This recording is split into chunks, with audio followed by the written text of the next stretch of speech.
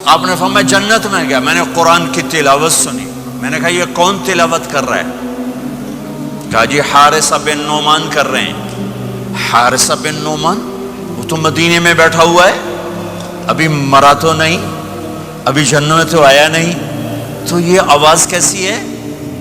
آپ 8-10 ہزار کا مجمع ہے، کتنا ساؤنڈ سسٹم لگا ہوا ہے، اور 500 کلومیٹر کے بعد ہوا کوئی نہیں ہے تو ساؤنڈ سفر ہی نہیں کر سکتی، آواز سفر ہی نہیں کر سکتی۔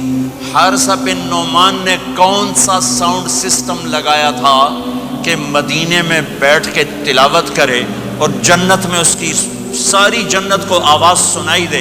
تو حارثہ کے پاس کون سا ساؤنڈ سسٹم تھا؟ تو فرشتوں نے کہا یا رسول، آپ نے کہا وہ مدینے میں آواز جنت میں، کیا بات ہے؟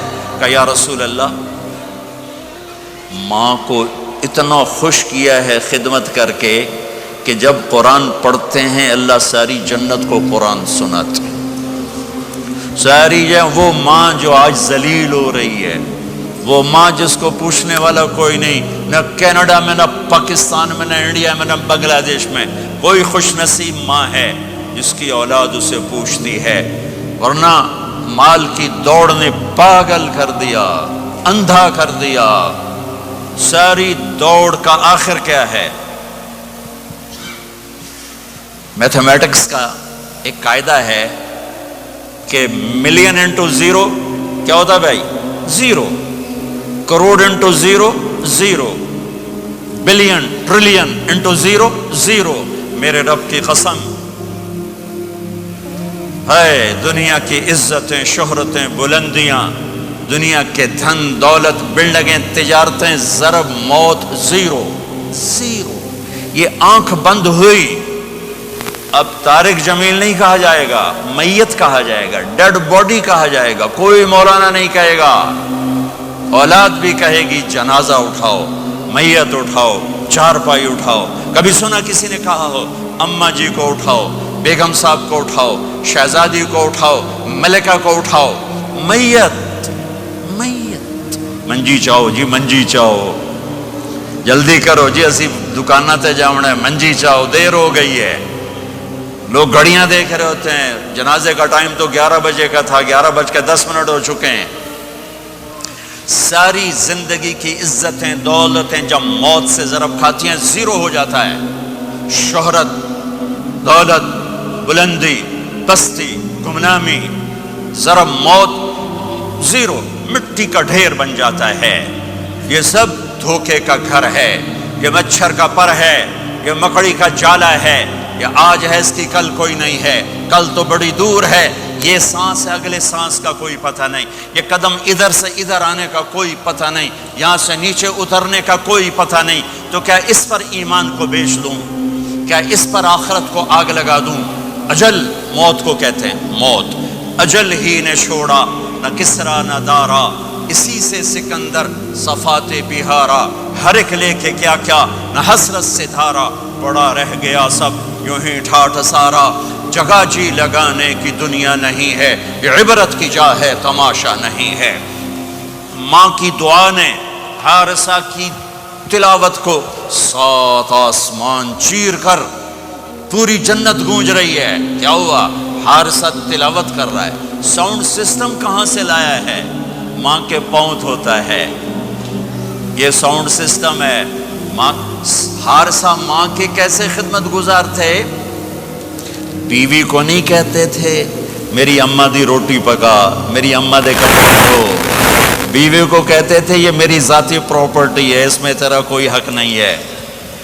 جس کے ذمے نہیں اس کو آگے کر رہے ہیں۔ میرے ذمے میری ماں کی خدمت ہے، میری بیوی کے ذمے میری ماں کی خدمت نہیں ہے۔ اللہ کے واسطے حقوق جانو، حقوق جانو۔ ہم اپنا معاشرہ ساتھ لے کر آئے ہیں اور شریعت کے نہ جاننے کی وجہ سے گھروں میں آگ لگ چکی ہے، آگ لگ چکی ہے، آگ لگ چکی ہے۔ بیگم یہ ماں میری ذاتی پراپرٹی ہے، تم نے قریب نہیں آنا۔ کپڑے خود دھوتے تھے، تیل لگاتے تھے، کنگھی کرتے تھے، جوئیں نکالتے تھے، سالن بناتے تھے، روٹی پکاتے تھے، پھر سامنے رکھ کے بیٹھ نہیں جاتے تھے، نوالے توڑ توڑ کے اماں کو کھلاتے تھے، نوالے توڑ توڑ کے کھلاتے تھے۔ صلہ کیا ملا؟ جنت میں آواز جا رہی ہے، کس نے پہنچایا؟ ایک اور واقعہ سنا دوں، بیٹے بھی بیٹھے ہیں، مائیں بھی بیٹھی ہیں۔ موسیٰ علیہ السلام نے کہا یا اللہ میرا جنت کا ساتھی کون ہے؟ اللہ تعالیٰ نے کہا فلاں قصائی، یہ گوشت بیچنے والے۔ گوشت بیچنے کا پیشہ ہمارے ملک میں کوئی اچھا نہیں ہے، تھے میں چنگا ہوئے تو پتہ کوئی نہیں، تو وہ ماٹھے لوگ کرتے ہیں، تو ادھر تو بڑا فیشن کے ساتھ ہے۔ تو موسیٰ علیہ السلام حیران ہوئے، بھئی قصائی میرا جنت کا ساتھی کیسے بن گیا؟ وہ گئے کہ کون ہے؟ کہ فلاں۔ وہ گئے تو ایک قصائی، قصائیوں کی دکانیں، گوشت، بیٹھا چوکڑی مار کے گوشت بیچ رہا ہے۔ جب وہ فارغ ہوا، ایک گوشت کا ٹکڑا اس نے تھیلے میں ڈالا اور گھر۔ موسیٰ علیہ السلام بھی پیچھے، کہنے کہ میں آ جاؤں؟ کہا آ جاؤ۔ اس نے جا کے گوشت کی بوٹیاں بنا کر ہانڈی پہ چڑھایا، آٹا گوندنے بیٹھا، پھر اس کو نرم ہونے دیا، سالن تیار کیا، روٹی بنائی، تھالی میں پلیٹ میں سجا کر ایک بڑھیا ایسے لیٹی ہوئی ہوں، اس کو کہتا ماں جی ماں جی، اس کو اٹھایا، نوالے بنا کے کھلاتا رہا کھلاتا رہا کھلاتا رہا۔ اس نے کہا ہوں میری بس، تو اس نے منہ صاف کیا، اس کو لٹایا، وہ کچھ بولی، کچھ بڑائی۔ موسیٰ علیہ السلام دور کھڑے تھے، کہنے لگے بھائی کون ہے یہ؟ کہ میری ماں ہے۔ یہ کیا کہہ رہی تھی؟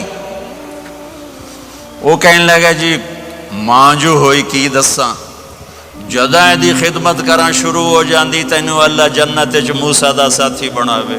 کتھے موسیٰ تے کتھے قصائی؟ ارے پنجابی سمجھ میں آتی ہے؟ ترجمہ کروں؟ ترجمہ کروں؟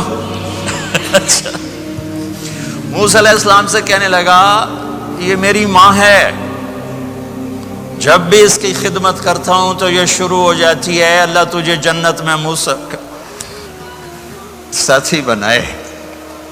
کہاں موسیٰ، کہاں ایک قصائی، لیکن ماں کی دعا میں طاقت ہے کہ قصائی کو نبی سے ملا دیتی۔ اگر ماں باپ ساتھ ہیں تو ان کی دعا لے لو، ان کی دعا لے لو، ان کی دعا لے لو۔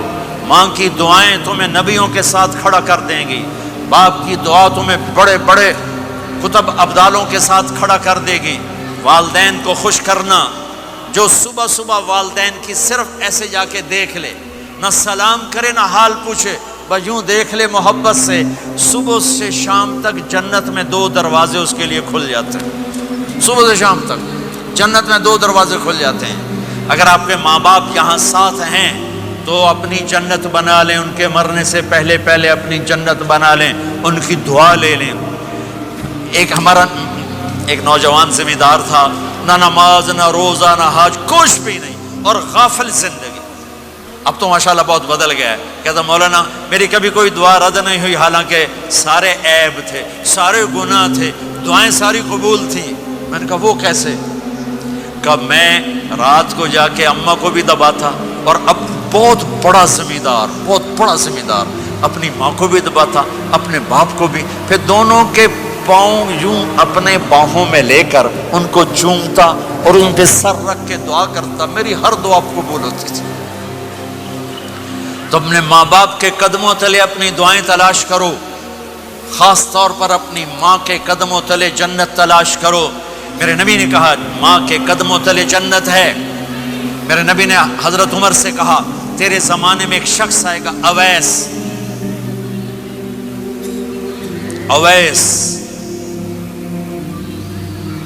وہ رنگ کا ہوگا کالا، قد کا ہوگا چھوٹا، اور قبیلہ ہوگا قرن۔ جب وہ آئے تو اس سے دعا کروانا، تو بھی اور علی بھی۔ کہ وہ کس لیے؟ کہ اویس نے ماں کی خدمت کر کے وہ مقام حاصل کیا ہے، جب ہاتھ اٹھاتا اللہ ہاتھ رد نہیں کرتا۔ عمر علی کو अवैस की दुआ की ज़रूरत नहीं थी, हमें सिखाना था। उस उमर के ज़माने में उनको पता चला कि अवैस आ गए हैं, उनको ढूंढते ढूंढते पहुँचे मैदान अरफात में, नफल पढ़ रहे थे, ये उनके पास बैठ गए। उन्होंने देखा 2 आदमी आ गए, उन्हें सलाम फेरा। उस उमर ने पूछा कौन हो? का मजदूर हूँ। का नाम क्या है? का अल्लाह का बंदा। कह रहे भाई अपना नाम बता जो तेरी माँ ने रखा है। का तुम कौन हो? वो पहली दफा आए थे। तो हज़रत अली ने कहा ये अमीरुल मोमिनीन उमर हैं, मैं अली हूँ। फिर वैसे हेड कहा जी मैं माफ़ी चाहता हूँ, मैं आपको पहचानता नहीं था। हज़रत उमर ने कहा हमारे लिए दुआ कर। वो रोने लगे, मैं आपके लिए दुआ करूँगा। कहा तू कर, कि मेरे नबी मुझे कह कर गए थे उमर उमर उमर, अली अली अली, कि अवैस से दुआ करवाना। क्यों? कि माँ की खिदमत करके वो मकाम पाया है जब हाथ उठाते हैं हाथ वापस खाली नहीं आते। फिर एक और हदीस सुनो, मेरे नबी ने फरमाया जब लोग जन्नत को चलेंगे और अवैस भी चलेंगे तो अल्लाह ताला फरमाएंगे बाकी चले जाओ, अवैस रुक जाए। तो अवैस करनी कहेंगे या अल्लाह मुझे क्यों रोका? तो अल्लाह कहेंगे पीछे देखो। वो पीछे देखेंगे, जहन्नमी लोग खड़े होंगे, अल्लाह फरमाएंगे तेरी माँ की खिदमत, जिहाद नहीं, नमाज नहीं, रोज़ा नहीं, हज नहीं, ज़कात नहीं, इल्म नहीं, जिक्र नहीं, तबलीग नहीं, तेरी माँ की खिदमत। आज उसका सिला देता हूँ। ये दोज़ख वाले खड़े हैं, जिधर जिधर तू इशारा करेगा तेरी तुफैल सबको जन्नत में डाल दूंगा। अवैस अवैस, और ये अवैस के साथ बशारत नहीं, जो माओं को राजी करके मरेंगे उनके लिए यही मकाम है। मेरे भाइयों, माल ही सब कुछ नहीं होता, दौलत ही सब कुछ नहीं होती है। अपनी जिंदगियों में नबी वाली पाकीज़ा माँ बाप यहाँ मौजूद हैं, उनकी दुआएं ले लो। और माँ बाप से कहता हूँ औलाद को मोहब्बत दो। माँ बाप से कहता हूँ अपने बहू और बेटे की जिंदगी में दखल मत दो। माँ बाप से कहता हूँ बेटे और बहू की जिंदगी में दाखिल मत हो। ऐसा दखल कि उनकी जिंदगी खराब हो जाए, ऐसा दखल कि उनकी जिंदगी तल्ख हो जाए, ऐसा मत करो। उनको परवान चढ़ने दो। हाँ, दखल दो, या वो आपस में लड़ पड़े, सुलह कराने की कोशिश करो। लेकिन एक बात डर के कहता हूँ, सास और बहू ये एक खट्टा रिश्ता हो गया। ये बहुत खूबसूरत रिश्ता है। अगर जाने वाली बहू उसे अपनी माँ बना ले और बेटे की माँ उसे अपनी बेटी बना ले, लेकिन मेरा मुआशरा उलट है। कमियां देखते हैं, फिर कमियां पकड़ते हैं, फिर कमियां उछालते हैं, फिर घरों में आग लग जाती है। मेरे भाई बहनों, अगर आप वालिदैन हो तो अपनी औलाद को परवान चढ़ने दो, उनमें दखल मत दो। अल्लाह के वास्ते उनकी ज़िंदगी को तल्ख ना करो, अपनी मर्जी पे ना चलाओ, उन्हें चलने दो, उन्हें परवान चढ़ने दो। बड़े दरख्त की छाँव के नीचे दरख्त उगता नहीं, नया दरख्त, ज़रा पीछे हट जाओ। हाँ, उनमें खटपटो, दाखिल होकर सुलह कराओ। जैसे मेरे नबी का वाक़या है, आप अपनी बेटी के घर गए, वो उदास बैठी, आपने कहा क्या हुआ? कहा मेरा और अली का झगड़ा हो गया। आपने कहा अली किधर है? कहा बाहर निकल गए। आप उनको ढूंढने निकले, मस्जिद से उठा के लाए, घर में आए और फर्श पर ऐसे लेट गए, जमीन पर। इधर अली को लिटाया, इधर फातिमा को लिटाया।